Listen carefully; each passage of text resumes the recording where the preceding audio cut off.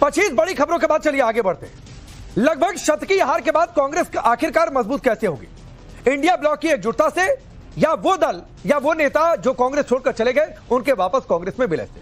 और क्या यही एकमात्र रास्ता बचा है जिसकी चर्चा इस समय देश में चल रही है कि एनसीपी और टीएमसी जैसे दल वापस कांग्रेस में आकर विलय कर रहे हैं? सवाल इस बात को लेकर भी उठता है कि आज विपक्ष लौटकर चुनाव आयोग पर फिर से कैसे आ गया? मीनाक्षी नटराजन मामले में सुप्रीम कोर्ट से राहत नहीं मिली, दो टूक कह दिया इलेक्शन याचिका आप दाखिल करिए, लेकिन फिलहाल ये याचिका सुनने लायक तक नहीं। अखिलेश यादव को यूपी में डर लग रहा है कि बंगाल बिहार में जो लूट हुई वो यूपी में भी अगर हो गई तो चुनाव ही फिर से इस देश में नहीं होगा। ये रिपोर्ट देखिए, फिर डिबेट की शुरुआत करते हैं।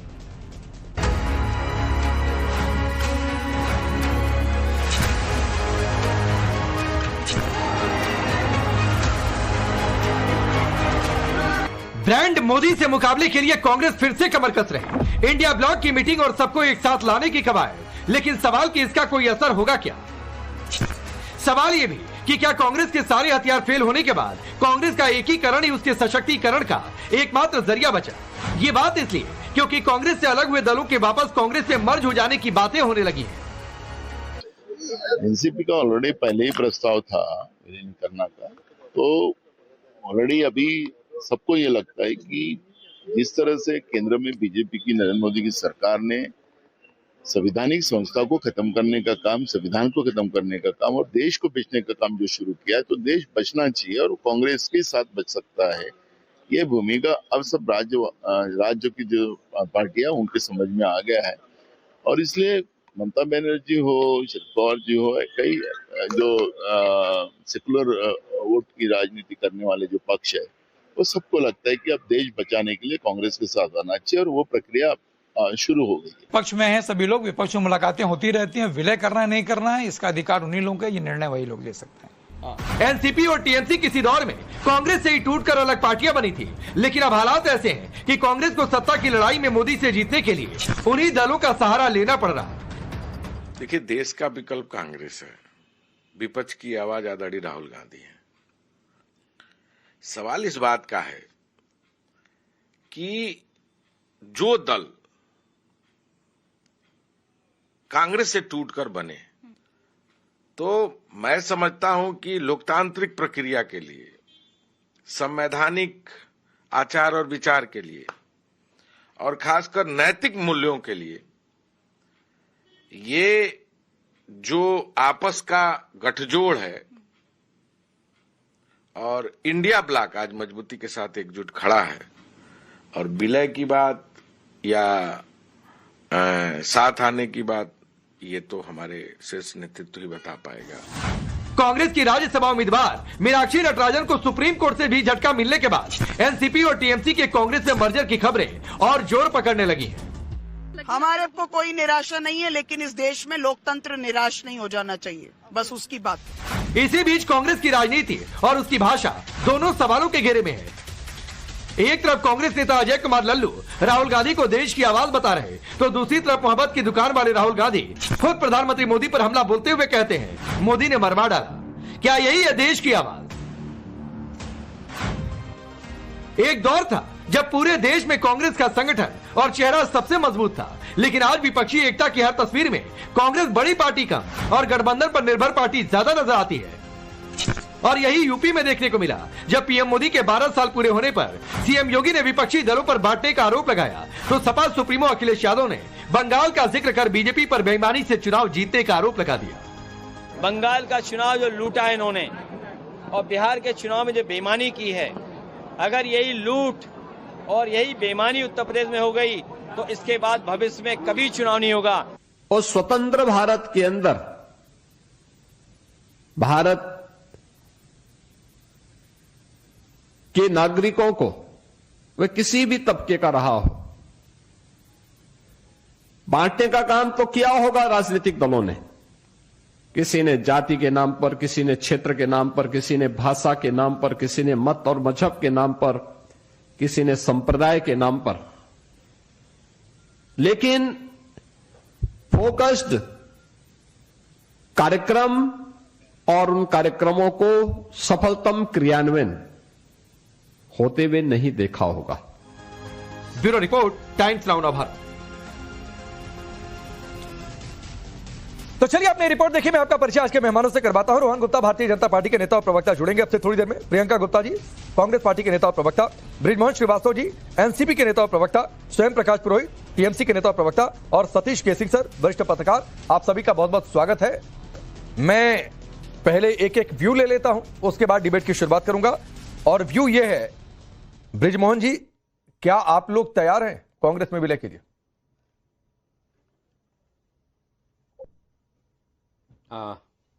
देखिए, मैं पहले स्पष्ट कर दूं कि राष्ट्रवादी कांग्रेस पार्टी दो हिस्सों में बटी थी और इलेक्शन कमीशन ऑफ इंडिया ने अजीत दादा पवार जिस पार्टी का नेतृत्व कर रहे थे उसको अंततः एक राष्ट्रवादी कांग्रेस पार्टी घोषित किया। चुनाव चिन्ह हम लोगों के पास है घड़ी का, और हम लोग एनडीए में उनके घटक दल के रूप में आदरणीय नरेंद्र मोदी जी के नेतृत्व में काम कर रहे हैं। ये जो आपने बात की है, ये आदरणीय शरद पवार जी की जो एनसीपी है उससे जुड़ा हुआ मामला। नहीं ब्रिजमोहन भाई वो तो मुझे पता है, आप अजीत पवार वाली पार्टी में हैं, लेकिन कई बार बीच में करीबियां आती हैं, तो इसलिए मैंने पूछ लिया आपसे जी कि उधर से कोई जानकारी खबर आपके पास?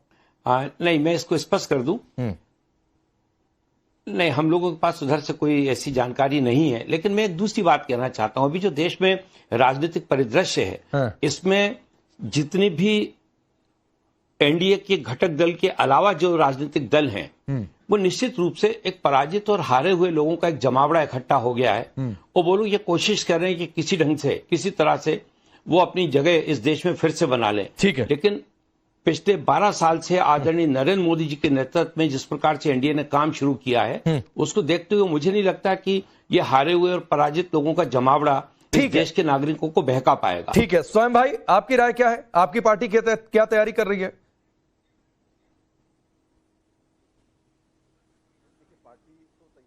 पार्टी रही है चुनाव के हार के बाद में, जिस तरह से ज्ञानेश कुमार जी ने पश्चिम बंगाल में चुनाव करवाया, ये एक छोटी सी तस्वीर दिखा रहा हूं, अगर आप दिखा सके दर्शकों को। ये कल कलकत्ते के अलीपुर में आग लगी है और 4000 ईवीएम इसमें जलकर खाक हो गए। कोई मीडिया डिबेट नहीं है इसके ऊपर में, इसमें 4000 ईवीएम। इलेक्शन कमीशन का भी कोई इसके ऊपर में बयान या संज्ञान कुछ नहीं है। हमने क्या मांग की थी चुनाव के जिस दिन नतीजे आए थे, हमारे नेता अभिषेक बनर्जी ने कहा था 100 विधानसभा की सीटें ऐसी है जहां पर 12 बजे बाद में तृणमूल कांग्रेस के कर्मियों को मार पीट करके भगा दिया गया और वहां के नतीजों में छेड़छानी हुई है। आप 100 में से 5 या 10 सीसीटीवी फुटेज आप जारी कर दीजिए, ये हमारी मांग थी। आज 35 दिन हो गए, नई सरकार का गठन हो गया, जिसको जो बोलना है बोल रहे हैं, आरोप प्रत्यारोप का दौर चल रहा है, मगर इलेक्शन कमीशन से कोई सवाल नहीं कर रहा है।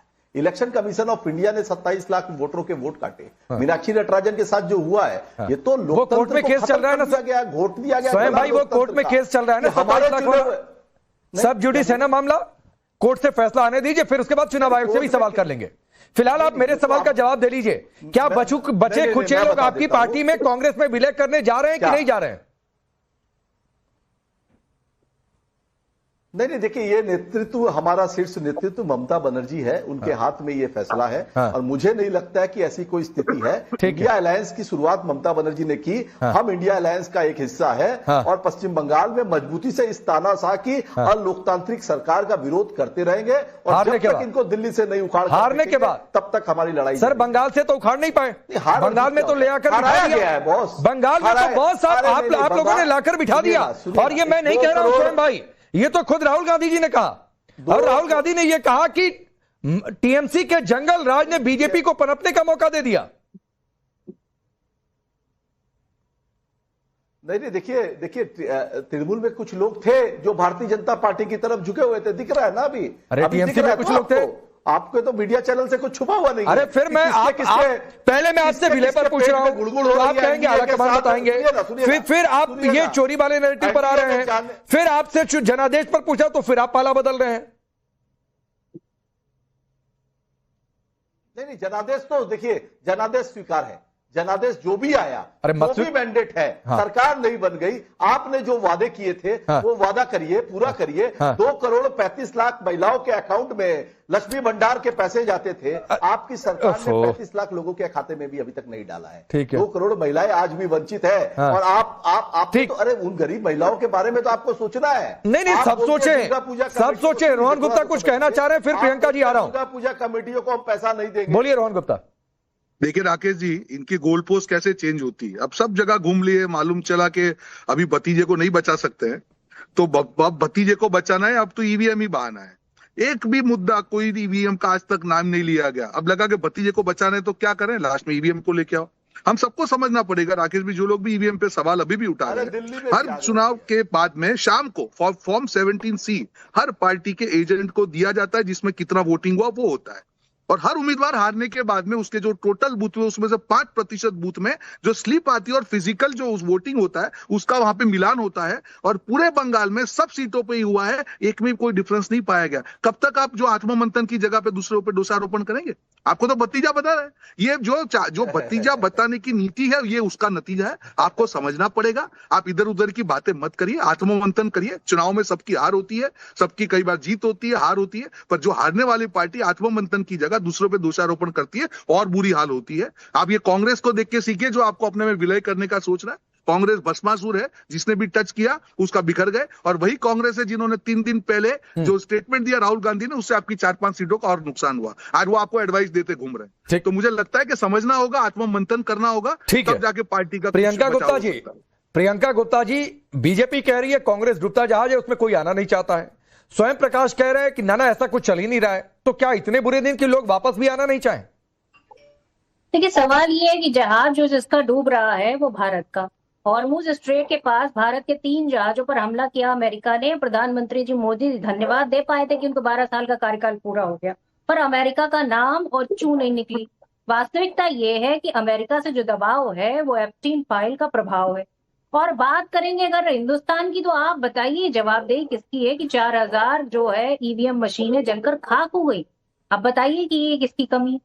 क्या ईवीएम की सुरक्षा भी इस देश में नहीं हो पा रही है? इतना निकम्मापन है, ना पेपर की सुरक्षा हो पा रही, ना ईवीएम की सुरक्षा हो पा रही, ना वोटर की सुरक्षा हो पा रही है, न सीमाएं सुरक्षित है, ना इस देश का जो है क्या कहना चाहिए सेंसेक्स सुरक्षित है, घाटे में लगातार चल रहा है। मैं सवाल पूछना चाहती हूँ कि इस देश में सुरक्षित कौन है? प्रधानमंत्री जी और उनके मित्र। उनके मित्र सुरक्षित है, बस उसके अलावा इस देश की जनता सड़कों पर है, महंगाई की मार झेल रही है, और जब सड़कों पर आती है तो ये सरकार का डंडा झेलती है। वास्तविकता ये है कि आज सवाल पूछने पड़ेंगे इनसे कि ये जवाब दें कि इतनी महंगाई क्यों है, पेट्रोल डीजल के दामों में लगातार बढ़ती, जबकि ये पेट्रोल मिलावटी बेच रहे हैं। उसमें जो है ये E20 से लेके E85 तक का अब ये पेट्रोल बेचेंगे, और ये लाभ किसको जाएगा? ये बनाने की जिम्मेदारी किसको है? जो टोल मंत्री हैं उनके बच्चों को। अरे भाई, ये जनता क्यों नहीं बना सकती? जनता से क्यों नहीं आप खरीदते? वो नहीं खरीदेंगे। आप बताइए कि किस तरीके से इन्होंने प्रॉफिटेबल कंपनियों को बेच डाला। अब अभी जिस कंपनी की मैं बात करूंगी वो IMPCL, उसको जो प्रॉफिट था, उसका टर्नओवर था लगभग 2 करोड़ से भी ज्यादा उसका टर्नओवर था। उसको जो है इन्होंने 200 करोड़ से भी ज्यादा उसका टर्नओवर था, उसको इन्होंने बेच डाला 100 कुछ करोड़ में। तो अब इनसे सवाल पूछिए कि आखिर ये प्रॉफिट जा कहाँ रहा है? ये किसके फायदे के लिए काम कर रहा है? इस देश में जनता का सुध लेने के लिए कोई है या नहीं है? कानों में रुई डाल रखी है। आप अमेरिका से बात क्यों नहीं करते? आप रशिया से तेल पूछ के क्यों खरीदते? आप जो है आपको इन सवालों के जवाब देने पड़ेंगे। नहीं, ठीक है प्रियंका जी, मैं इन सारे सवालों के जवाब लेता हूँ रोहन गुप्ता से, लेकिन मैडम पहले मेरे वाले सवाल का तो जवाब दे दीजिए। जिन्होंने अपने 3 बच्चों को खो दिया उस पर जवाब दीजिए। इस देश में जो ठीक सारे सवाल मैं एग्जैक्ट टॉस कर रहा हूं, लेकिन मेरे सवाल का तो जवाब दीजिए। क्या इतने बुरे दिन कि लोग वापस भी आना ना चाहें? यहां पर स्वयं प्रकाश कह रहे हैं नहीं, हम सोच भी नहीं रहे हैं। अच्छा, फिर देख लेंगे। देखिए, बुरे दिन कांग्रेस के नहीं है, ये समझने की जरूरत है। बुरे दिन बीजेपी क्या?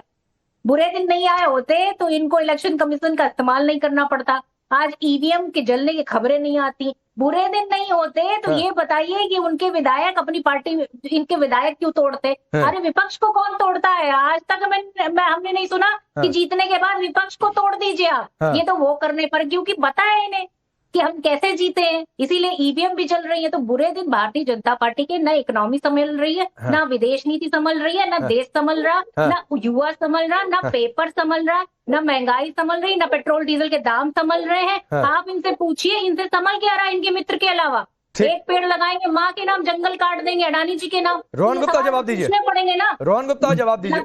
लगभग देखिए, इन्होंने जितने सवाल उठाए उसके सवाल के जवाब राकेश जी ये हमारे से पूछ रहे हैं, इनको जनता ने दे दिए सवाल के जवाब। अब इनको चुप करवाइए, इनकी आदत है बीच में बोलने की, इनकी आदत है बीच में बोलने की, क्योंकि इनको घबराहट हो जाती है। देखिए, जनता इसका जवाब देती है, जो भी इन्होंने सवाल उठाए। अभी इन्होंने बात की जिस प्रकार से ये वैश्विक संकट आया, भारत एकमात्र देश है जहां पे 6 से 7% पेट्रोल डीजल के दाम बढ़े। 40 से इनका जो प्यारा मुल्क है पाकिस्तान, वहां पे 50% दाम बढ़े। भारत एकमात्र देश है कि इतने दिन के बाद भी कहीं पे भी कोई सप्लाई चेन में कहीं पे कोई कमी नहीं आई। 50,000 टन जो हमारा एलपीजी का प्रोडक्शन हम नहीं करते थे, वो हमने चालू किया। 27 से बढ़ाकर हमने 41 देशों में हमारा जो है सप्लाई चेन को एक्सपेक्ट किया। और आप तो चुनावी राजनीति कर रहे थे ना, आप तो आके बोल रहे थे कि जैसे ही चुनाव खत्म हो गए 25 रुपए बढ़ जाएंगे। क्या हुआ आपका चुनाव में? क्यों आज गए बंगाल, क्यों आप आगे असम? ये आपकी हकीकत है, आपके सवालों में ना दम है, क्योंकि देश की जनता जानती है कि वैश्विक संकट में किस प्रकार से मोदी सरकार ने एकजुट होकर जिस प्रकार से उसको हैंडल किया है। ये जनादेश है बंगाल का, ये जनादेश है असम का, ये बताया तो इस प्रकार से होता है। आपकी सरकार तो क्या थी, 8 बजे के बाद में पेट्रोल पंप बंद कर देते थे। आपकी सरकारों का इतिहास कर लीजिए, एक दिन में 10, 12 रुपए, 15 रुपए उन्होंने डीजल का प्राइस बढ़ाया था। ये आपकी सरकारें थी, आपके मंत्री घर पे जाके सो जाते थे। ये ऐसी सरकार नहीं है कि आप उनके चली जाएगी। जब जनता की बात आएगी तब सरकार खड़ी रहेगी। कोई भी वैश्विक संकट होगा, मोदी सरकार ने करके दिखाया, करके दिखाएगी। ये कांग्रेस पार्टी का ये हाल है। आपके जैसे प्रवक्ता है बीच में बोलने पे मजबूर है, क्योंकि उनके मुद्दों में दम नहीं है जिससे जनता को जवाब ना मिले। आप सवाल पूछने जवाब सुनिए, ये आपकी मजबूरी है प्रियंका जी, ये आपकी आदत है कि जैसे ही जवाब सुनना होता है बीच में बोलने लग जाती है, जिससे आपकी हकीकत छुप जाए। राकेश जी, मुद्दा ठीक है, मैं आता हूं प्रियंका जी रोहन गुप्ता सुन रहे थे, आपने काउंटर भी किया, लेकिन 30 सेकंड तो कम से कम अनइंटरप्टेड सुनिए। राकेश जी, इनकी आदत है, ये कांग्रेस की नीति है, ये नियत है, और इसीलिए बार बार चुनाव भी आ रहे हैं, जनता उनको स्वीकार नहीं करी। वही इलेक्शन कमीशन पे सवाल उठता है, जहां पे केरला में होता है तो सत्यमेव जयते हो जाता है, और पश्चिम बंगाल में हारते हैं तो वहां पे जो चुनाव आयोग आ जाता है। वही दोगला स्टैंड। आप जो करें, आप डीएमके को गच्चा दे दिया माय ब्रदर स्टेलिन करके, तब वहां पे कोई जो उनकी पैमाना, नैतिकता का पैमाना नहीं आता है। वही ममता बनर्जी को वीडियो बना के राहुल गांधी ने हरवा दिया, सांप्रदायिक बोल के उनको हरवा दिया, तब इनकी कोई सांप्रदायिकता क्या, उनकी नैतिकता नहीं आती। कांग्रेस का ऐसा हाल है कि ना उनके साथ कोई पार्टी खड़ी है, ना इनकी कोई नीति है, ना नियत है। इसी प्रकार से रोज आके जनता का जो रिजेक्शन सहन करते हैं, फिर भी ये पार्टी सुधरने को तैयार नहीं है। आत्ममंथन करने की जगह 4 उंगली आप सामने उठाएंगे, जनता आपको माफ नहीं करेगी। ठीक है प्रियंका जी, मैं आ रहा हूं, लेकिन सतीश के सिंह सर, आपका विश्लेषण, क्या कांग्रेस बीजेपी या मोदी को तभी हरा सकती है, या एक ही रास्ता बचा है कि पुराने दल वापस आ जाएं और इसी तरीके से मजबूत होगी, वोटों का बिखराव रुकेगा, या कोई और रास्ता आपको दिख रहा है? इंडिया ब्लॉक भी हो सकता है, जबकि उसमें कई सारे मतभेद बार बार सामने आते हैं। देखिए, वर्तमान परिप्रेक्ष्य में तो मोदी को हराना संभव नहीं है क्योंकि तमाम मुद्दे होने, जनता का हाहाकार होने, सब कुछ होने के बावजूद जब चुनाव आते हैं तो यही जीत जाते हैं। दरअसल देश में जो है ना, ये कांग्रेस मुक्त भारत से अब विपक्ष मुक्त भारत की तरफ बढ़ रहे हैं, और शायद चुनाव मुक्त और लोकतंत्र मुक्त भारत की तरफ भी बढ़ जाएं। पहली बात तो ये है। दूसरी बात ये है कि कांग्रेस वाले क्या कर रहे हैं, परेशान हैं, दबे हैं, कुचले हैं, बर्बाद हो गए। इनको काहे के लिए दर्द होता है भाई? हमें तो कोई दर्द नहीं होता है, होने दीजिए। ये बीजेपी वाले तुरंत के तुरंत गड़बड़ा कैसे जाते हैं? बात है इंडिया INDIA गठबंधन को टूटने दीजिए, किसी को मिलने दीजिए, किसी को विलय होने दीजिए। आप काहे के लिए परेशान हो रहे हैं? आप तो चुनाव जीतिए जाइएगा, आपको तो चुनाव जीतना आता है। और अब तो शायद ये भी हो कि जिस प्रकार से चुनाव के बाद तोड़ तंत्र चल रहा है लोकतंत्र में, उसमें तो हो सकता है डिलिमिटेशन भी हो जाए, 1 नेशन 1 इलेक्शन हो जाए, फिर तो जरूरत नहीं पड़ेगी किसी चीज की। लेकिन एक बात कह देता हूं, जरा ये भी ध्यान से सुन लीजिए। 77 से 79 तक, 77 से 79 तक कांग्रेस 3 बार टूटी थी, 3 बार, है ना। और भारतीय जनता पार्टी तो 77 से पहले ही आत्महत्या करके अपना नाम जो जनसंघ मिटा करके जनता पार्टी में आ गई थी। और आपको पता होगा कि 1980 में क्या हुआ, 1980 में क्या हुआ 2.5 साल में। तो इसलिए जो परिपाटी चली आ रही है, अगर सब कुछ सामान्य रहा तो इतना आसानी से हर चीज को नहीं लेना चाहिए। रोहन जी के तो मैं एक एक सवाल का जवाब दे सकता हूं, लेकिन मैं दिक्कत ये हो जाती है हमारे साथ कि मैं विपक्ष का नहीं हूं, मैं पत्रकार हूं। लेकिन फिर भी सर आप पत्रकार हैं, उसके बावजूद भी रोहन जी की बात का जवाब देंगे, उसके बावजूद आप प्रियंका जी की बात का जवाब नहीं देंगे, आप स्वयं प्रकाश पुरोहित की बात का जवाब नहीं देंगे, आप रोहन जी की बात का जवाब देंगे क्योंकि आप पत्रकार हैं। इसके लिए तो आप हैं ही। नहीं, मैं क्या हूं सर, मैं तो सबको प्लेटफॉर्म दे रहा हूं। नहीं ना, आप इतने दर्द में क्यों हैं आज सतीश सर? आपके अंदर का दर्द रह रह कर बाहर निकल रहा है। मेरे अंदर सिर्फ दर्द है इसलिए कि आपको भी वो दर्द होना चाहिए। नहीं, मुझे तो दर्द है सर, अरे और साबित कर दूंगा कि दर्द है। अरे सुनिए, ज्यादा मत बोलिए, सुनिए। आप खाली ये बता दीजिए कि आपके चैनल ने 4000 ईवीएम जल गए, उस पर कोई प्रोग्राम किया? सर ये चैनल लाइव है और प्रियंका जी ने बोला, आपने बोला, रोहन गुप्ता से सवाल पूछा, अन्वेषण किया, और जो खबर आ रही है चल रही है, चल रही है रिपोर्ट, अब चल ही रही है। अच्छा, अब सुनिए सर, सुनिए सर, ये रिकॉर्डेड शो नहीं है। अब सतीश सर सुनिए, अब कैसे आपका दर्द सिलेक्टिव वो आपको बता देता हूं। मुझे एक बात बताइए सर, मुझे एक बात बताइए बहुत सम्मान के साथ, क्या इस देश में, और प्रियंका जी आपसे भी ये सवाल है, आप भी इस बात का जवाब दीजिएगा। नहीं सुनिए सर, सुनिए वो मुझे नहीं सर, मुझे तो दर्द है, मुझे तो दर्द है। मैं तो प्रियंका जी के भी सवाल के साथ हूं, रोहन भाई के भी सवाल के साथ हूं, स्वयं भाई के भी साथ हूं, लेकिन आप कैसे सिलेक्टिव है मैं बता देता हूं सर, आप कैसे सिलेक्टिव है मैं बता देता हूं। सतीश सर 30 सेकंड दीजिए, और मैं गलत हूँ, आप तो बहुत सीनियर हैं, एडिटर रहे हैं, मैं गलत हूं तो बताइए, और शायद ये आपके दौर की बातचीत है, कुछ फैक्ट्स हैं। मुझे एक बात बताइए, देश की सियासत में आया राम गया राम का दौर कब से शुरू हुआ और क्यों ये कहावत शुरू हुई थी, मुझे बता दीजिए, किसकी सरकार थी? आप 1980 का, अब सुन लीजिए सर, 30 सेकंड सर, इतना दर्द नहीं, 30 सेकंड दीजिए, 30 सेकंड दीजिए सर, मैं बोल दूंगा। हाँ नहीं 30 सेकंड आप ही के पास रहूंगा, अभी किसी के पास नहीं जा रहा हूं। आपने 1980 की बात छेड़ी, 1980 में इंदिरा गांधी जैसे सरकार में आई तो भजन लाल कैसे पूरे दर्जन भर विधायक के साथ कैसे सरकार बदल गई थी, जरा बताइएगा, वो कौन सी परिभाषा के अंदर में आता है? कानून बनाकर टूट को रोकने की कोशिश हुई थी, लेकिन उसके बाद भी बहुत सारी बातें हुई थी। 1947 से 53 के बीच में क्या हुआ था, जरा ये भी बता दीजिए सर। अगर आज आपको टूट पर दर्द है तो उस समय क्या आपने किया था, आपने क्या किया था बताइए। मैं बता दूं, आप जवाब देने दो। मैं तो देने दे रहा हूं। ये आया राम गया राम आप ठीक कह रहे हैं कि उस समय शुरू हुआ था, इसका तो उनको खामियाजा भुगतना पड़ा ना। हुआ गया नाम से शुरू हुआ था, वो तो 69 में हुआ था, भजन लाल पूरी पार्टी लेके बदल गए, उसका खामियाजा भुगतना पड़ा ना उनको। तो सर ये मत कहिए ना कि आज ही ये नई चीज शुरू हो गई है, कहिए ना कि देश की सियासत में आजादी के बाद से चली आ रही है। ये मत तो प्रकट करिए कि साहब आज ही हो रहा है। पार्टियां महफूज है, आज कोई पार्टियां महफूज है, तब महफूज थी, महफूज है, तब महफूज थी। यही तो राकेश जी, मोटे तौर पर सारे महफूज थे। अच्छा, अटल जी एक बात कहा करते थे संसद में कि सरकारें तो आती है जाती रहेंगी, देश बचना चाहिए।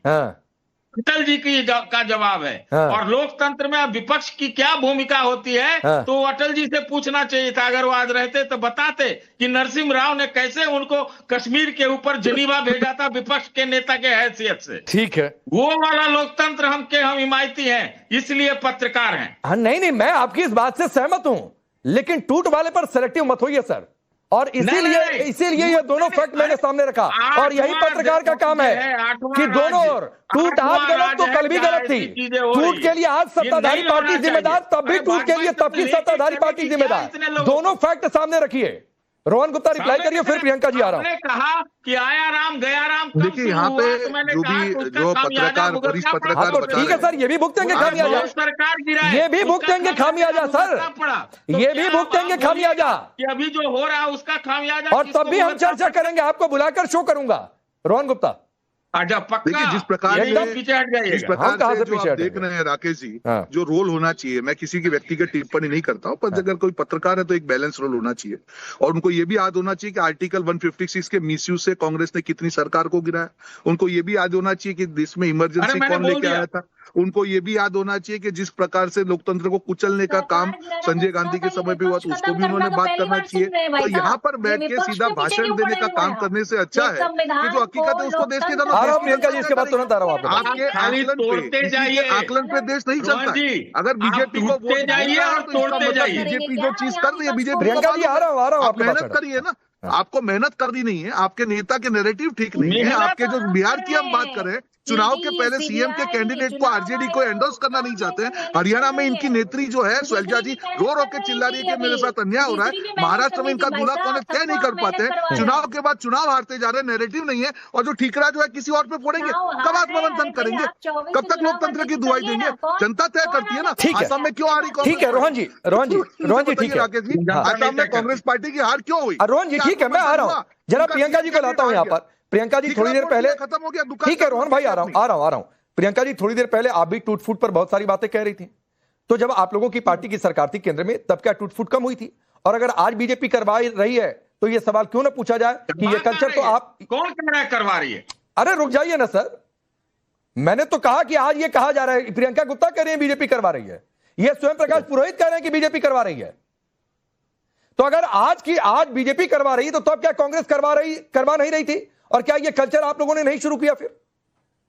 देखिए पांडे जी, मैं तो सबसे पहले ये कहूंगी कि कांग्रेस पार्टी की अगर बात की जाएगी तो दल बदल कानून लेकर आई कांग्रेस पार्टी। अरे आप छोड़िए ना, 85 में लेकर आई। 156 का जवाब और दीजिए। आदरणीय आप इमरजेंसी का जवाब दीजिए। राजीव गांधी जी आपका जो इतिहास है काला चिट्ठा, आपके नेता माफी मांग और चुके क्यों हैं। आया? कुछ होना नहीं है।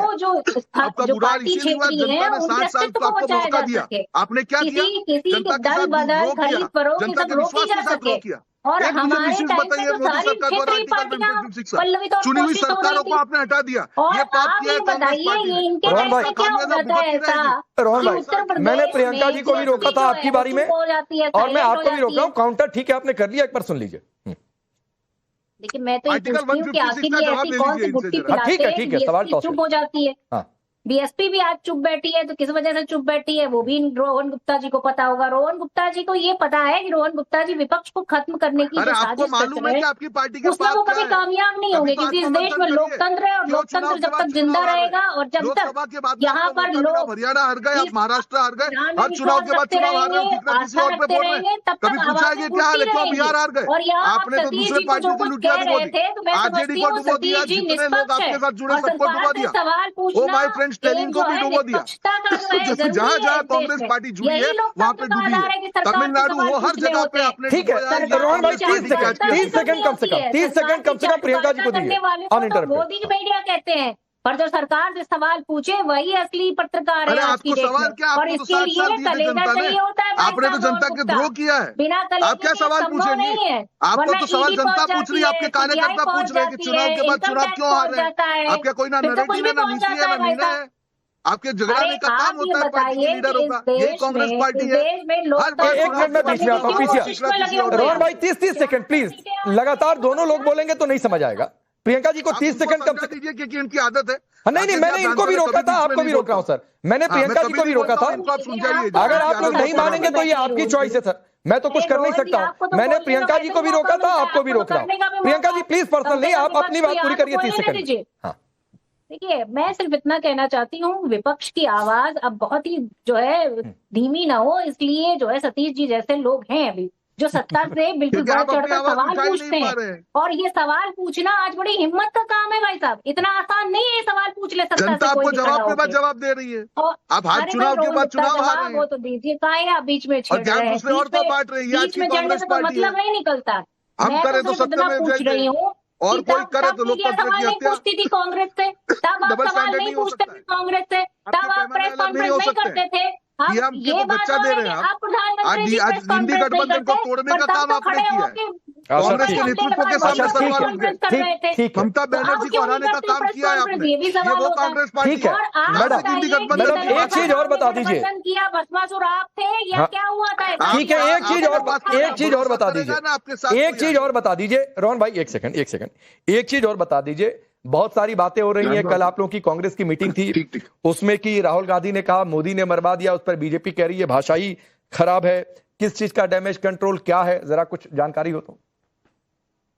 देखिए, मैं ये समझती हूँ कि अगर बात की जाएगी मोदी जी की तो कुछ सवाल बहुत बड़े हैं जो पूछने जाएंगे कि मोदी जी का कार्यकाल 12 साल का हो चुका है और 12 साल के बाद भी सवाल ना पूछे जाए, जो है यहाँ पर जो है गुप्ता जी ये चाहते हैं। पर मैं तो ये पूछती हूँ कि भाई ये जवाब दे दीजिए कि आपने जीएसटी ऐसी क्यों थोपी जनता के ऊपर कि आपको लगातार उसमें बदलाव करने पड़ते हैं। 3 चुनाव हो गए और जीएसटी का कमी किसने की? क्यों जनता पर थोपे? आप अपने जो आपको पेट्रोल डीजल वापस पे लेने टैक्स पड़ क्यों बढ़ा गए? रहे हैं? जहाँ 4 राज्य है वहाँ पे जीएसटी आपने क्यों बढ़ाया? आपने वेट क्यों बढ़ाया? दुगनी नहीं कर पाए। जीएसटी का जवाब जनता ने दे दिया, नहीं, जनता ये ने बताइए शिक्षा मंत्री के आपके दामाद लगते हैं जो उनको आप बदल अपने नहीं पा राज्यों रहे में हैं। वेट क्यों बढ़ा रहे हैं? सवाल ये अपने राज्य मेरे राज्य क्या होता है आप भाई अपने साहब? बताइए 4 राज्यों में वेट क्यों बढ़ा रहे हैं? ना बैठ के यहाँ पर अपने राज्य मेरे राज्य की बातें कर रहे थे, अपने आपके राज्य की बात करेंगे तो बिना पानी से साफ के इंदौर जैसे शहर में लोगों की मौत हो गई। अब मैं स्वयं प्रकाश पुरोहित और ब्रिजमोहन जी के पास जाता हूँ। स्वयं प्रकाश जी, आप लोग वोट चोरी के नैरेटिव की बातचीत कर रहे थे, मीनाक्षी नटराजन को राहत नहीं मिली तो वो कह रहे हैं सीट चोरी हो गई है,